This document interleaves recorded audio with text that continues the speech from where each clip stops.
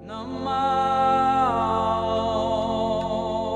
Vishnu Padaya Krishna Prastaya Bhutale Srimate Bhakti Vedanta Swamin Hite Namani. In June '68, we had gone to a high school engagement in a Christian school. It was a school for girls, and there were many nuns in the school. And this program was arranged by a French-Canadian devotee called Janardhan Prabhu. He was doing his PhD at that time. So Prabhupada gave the lecture, and as usual after Prabhupada's lecture, he would say, "Any questions?" The same Mr. Mukherjee, who had told me that Prabhupada was a different type of saint, got up from his chair and started attacking Prabhupada. He started saying, "Why do you have to come and preach this philosophy in these Christian countries? They have their own philosophy. You don't need to do this." Devotees were very upset in the way he was being attacked. Prabhupada was not being criticized by the Christian nuns. He was being criticized by one of the people who came in his entourage. So devotees were very upset, but Prabhupada was very cool. In August, Prabhupada was leaving Montreal to go to America. And he told me, "Gopal, go and call that Mr. Mukherjee." I said, "Prabhupada, he insulted you so badly. Why do you want to see him?" And Prabhupada said, "I must have done something to him in my last life for which he took revenge."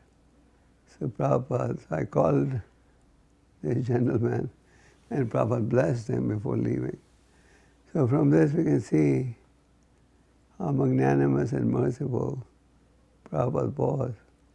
And even though this man had humiliated Prabhupada, he really attacked Prabhupada very badly. Prabhupada tolerated it, did not utter one word, and in fact he blessed him before leaving. So I think from this example we should draw inspiration and not retaliate the moment somebody criticizes us. We have to learn to practice Sinadapi Sunichena. So we were flying from Mauritius to Durban, and it was a Qantas airline that was coming from Perth, Australia, and there was some type of a rugby match that had taken place with the South African and New Zealand teams at that time, and there were a lot of rugby types on the plane, and we had a seat in the non-smoking section, and I was seated beside Srila Prabhupada, and there I was with my little British hat and shirt and coat and pants, and people were smoking in the non-smoking section, and of course I was disturbed by it because I didn't like it, but I was also concerned for Srila Prabhupada's welfare, and so I asked one of the stewardesses, "Could you please ask them to not smoke? This is a no smoking section." So she informed the rugby type guys who were drinking quite a bit as well to stop smoking, and of course they didn't stop smoking. So I again went to inform the stewardess, "Can you please ask them again?" And Prabhupada stopped me. He said, "What is the difference between us and them if we can't tolerate these sort of things?" He said, "Don't be an ordinary, common, foolish man." And then Prabhupada came again in 1976, and by that time we had a few more devotees.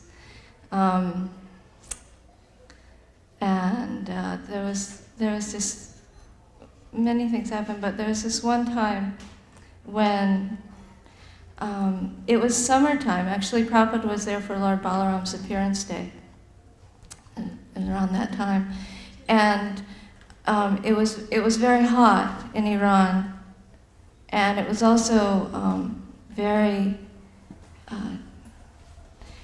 All the flowers were blooming, and it was a very nice atmosphere. Hare Krishna.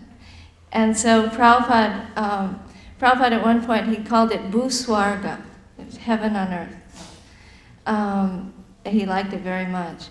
And one night, he would go out on the balcony, and he would sit, and the devotees would sit out with him, or when we had guests, the guests would sit with him. And one night he was out there, and in Iran, it's a Muslim country, it's a Shiite country, so they have what's called namaz, which is prayers, a call to prayer 3 times a day, actually Gayatri times. So, but they have over the loudspeakers a kind of a chant that's calling everybody to prayer. It's very beautiful. And so Prabhupada was sitting on the balcony, and this namaz was going on. And he listened to it, and then he turned to Atreya and he asked, what is this? And Prabhupada says, this is namaz, and it's the Muslim call to pray to God. And they're saying the names of God, Bismillah Rahman Rahim, different, in the name of God, who's the most merciful, most compassionate, things like that. And so Prabhupada said, that's very good, are calling everyone to prayer. And Atreya said, but Prabhupada, isn't it better that that we pray in the names of Krishna rather than Allah? And Prabhupada turned to him and he said, you're asking me to be sectarian.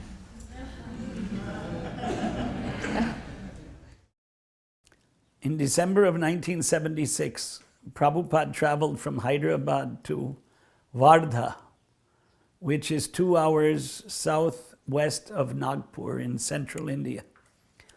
And Mohandas Karamchand Mahatma Gandhi had his ashram there called Sevashram.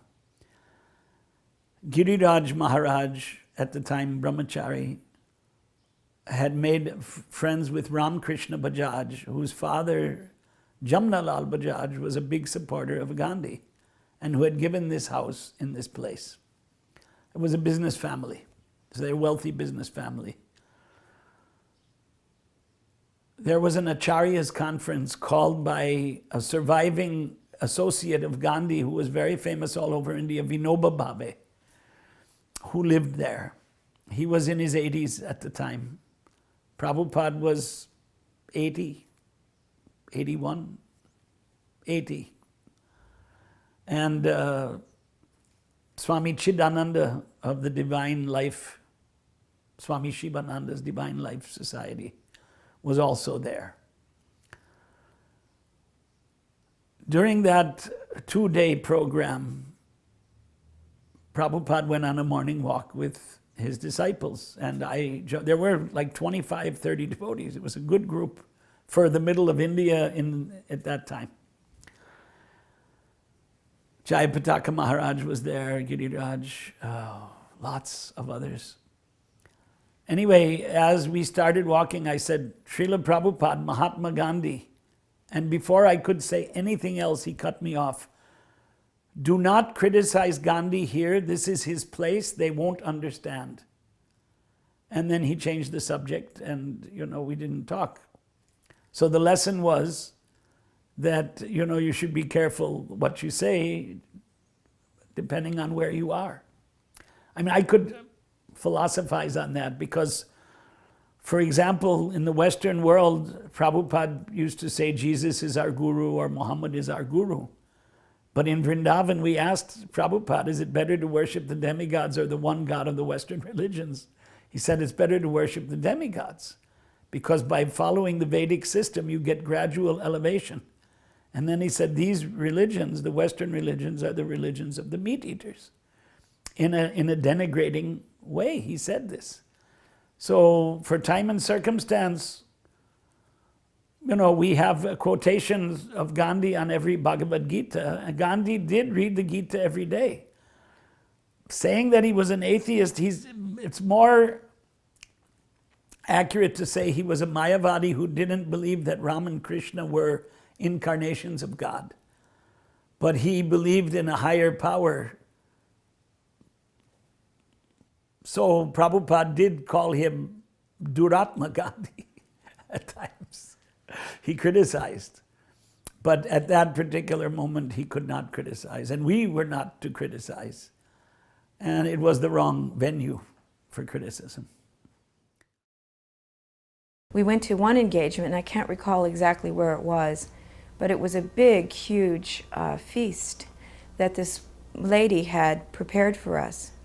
And there were onions all throughout the vegetables. And I mean, it was delicious. It was vegetarian, but there was onions. So one of the devotees, I think it was one of the men, I can't remember which one, leaned over to Prabhupada and said, "Prabhupada, there's onions in the vegetables." He whispers it. Prabhupada looked at him like he was, his eyes were on fire. He was so angry. He said, "Quiet, eat." He didn't want to offend her. He was very sweet. He said, "It doesn't matter, just eat." And then another time, they were serving us chocolate, and we all thought, "Oh, you're not supposed to eat chocolate because it's got caffeine in it." And Prabhupada said, "Eat it." He was like he said, "Just eat it. You can have ice cream, it doesn't matter." So he was casual in some ways and strict in other ways, but I think that his principle was he didn't want to offend our hosts more than being a stickler for the rules and regulations. And that was more of a concern to him, I think, than the fact that there was onions in the vegetables. He didn't care. And he ate it and complimented her on her cooking. So it was a great example. Well, Srila Prabhupada told us that Late Prasad Thakur, who was the brother of his spiritual master, Om Vishnupad Srila Bhakti Siddhanta Saraswati Thakur, became strained at a certain time. And they parted ways. Otherwise, for a while they were together. So Srila Prabhupada made a courtesy call to see him. I had been sent to go there ahead of time to find out the situation with Bhaktivinoda Thakur's birthplace, because he was living in a place called Dwadasa Mandira at Birnagar. And this is called Dwadasa Mandira because there's 12 like Shiva temples, all very small, beautiful little temples lined up in a row. And that means where you get the Dwadasa Mandira. And Bhaktivinoda Thakur spent a good section of his childhood there. There's a tree under which, mango tree under which he was seated. And it's a very beautiful place. And so we went to see, so I had initially talked with Lalit Prasad Thakur, and he was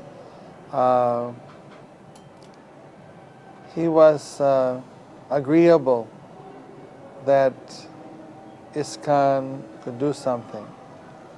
So then Prabhupada went there and discussed it with him. And it looked like they were going to give us, he had a big,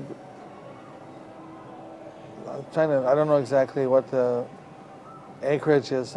Maybe it's like 25 acres of land, and maybe they would give us about half of it, where we could have a temple and do something for Bhaktivinoda Thakur's birthplace, which was on the side of a little pukur, a little water reservoir. But the actual birthplace was a small little temple, which the door was broken off and it was in ill repair. And Prabhupada was practically crying when he saw that. So initially it seemed that things were working out. And then Prabhupada went a second time to kind of finalize everything. And Lalit Thakur, he's a very pure soul. He was like 97 years old at that time, if not 98. I think he lived to be 101 or 102.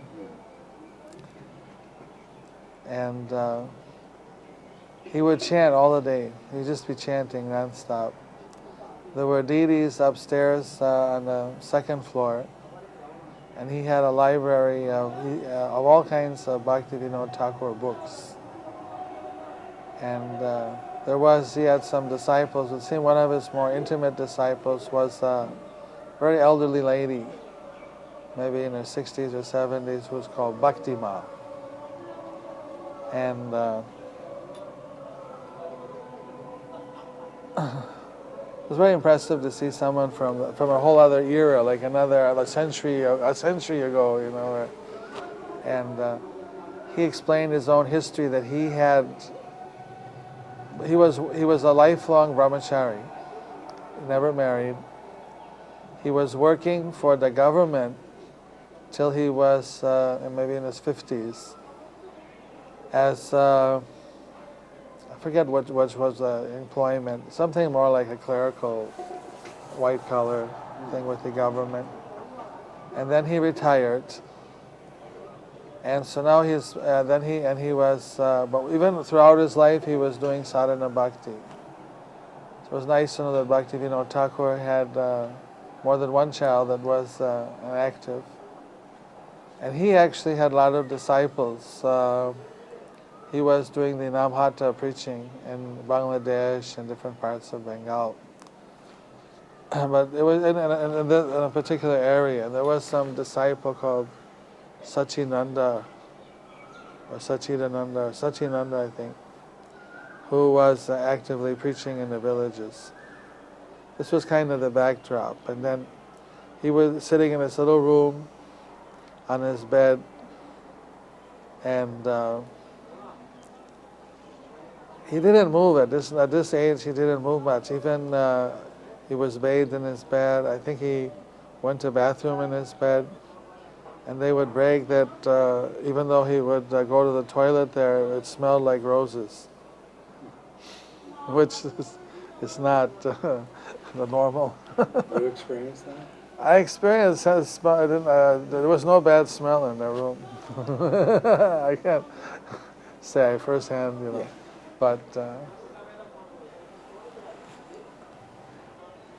of course, with every person like that, they're surrounded by different people. And I think that his initial inclination was, as he had agreed with Prabhupada to do something jointly, but some of his followers had insisted that shouldn't give it. That's the impression I got. And the second time when Prabhupada went there, we were driving on the way to Calcutta and or Mayapur. It's about an hour drive from Mayapur. Then Prabhupada was given a seat, and he was discussing about developing the birthplace of Bhaktivinoda Thakur. But this time there was a different mood, and it was indicated that they weren't agreeable now to giving a portion or to have an agreement with ISKCON. And it was obviously they didn't have the capacity. I mean, they do some village preaching. They were enthusiastic in his presence to do some things, but it wasn't. They didn't have the capacity or the wherewithal to actually develop the birthplace of Bhaktivinoda Thakur. So the Prabhupada became very impatient. He became very upset that Bhaktivinoda Thakur was so great that he deserves to have really such a wonderful facility, a wonderful monument for his greatness. And Prabhupada had talked about a library, a display, an exhibition, an ashram, a preaching facility, and fixed up his birthplace temple. But everything was being canceled with no reason given. Okay, if they could do it was one thing. So then Prabhupada, he suddenly became very intense in a very loud voice. He was saying, "Isn't it sinful? Isn't it sinful if somebody can develop the birthplace of Bhaktivinoda Thakur, but you're not allowing?" Or was it the opposite? He said, isn't it sinful that you cannot do it? That somebody cannot develop, that if somebody cannot develop the birthplace of Bhaktivinoda Thakur and they won't let anyone else who could develop do it, then isn't that sinful? I think that was it's been quite a few years now. Because it was, so the question was, they had it, but they couldn't do it. We could do it, but they didn't want to let us. So then nothing's going to happen. It's going to stay status quo. It's going to stay in undeveloped state. Bhaktivinoda Thakur, still to this day, is worse run down than what it was then. And Prabhupada repeated this about 4 or 5 times, very loudly, almost, I wouldn't say shouting, but I would say just maybe one level below that. Very intensely, loudly declaring, asking us a question. And then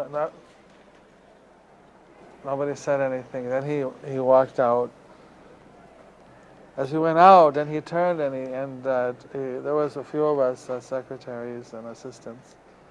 Then he said, "Because I asked as a question, it was not an offense." I mean, he was kind. He was talking to someone, his brother, god brother, or something, of his own spiritual master. But he was put in a situation where Bhaktivinoda Thakur, in his point of view, was being offended. And therefore, he thought he had a right, he expressed he had a right to question it, and by questioning it, it wasn't an offense. If he had accused, like, "You're a nonsense, you didn't get, you whatever," something like that, would have been offensive. But because he questioned, "Isn't it offensive? Isn't it offensive? Isn't it sinful?" So that was an interesting understanding about how somebody can inquire, even if it's very intensively, but it's not technically an offense.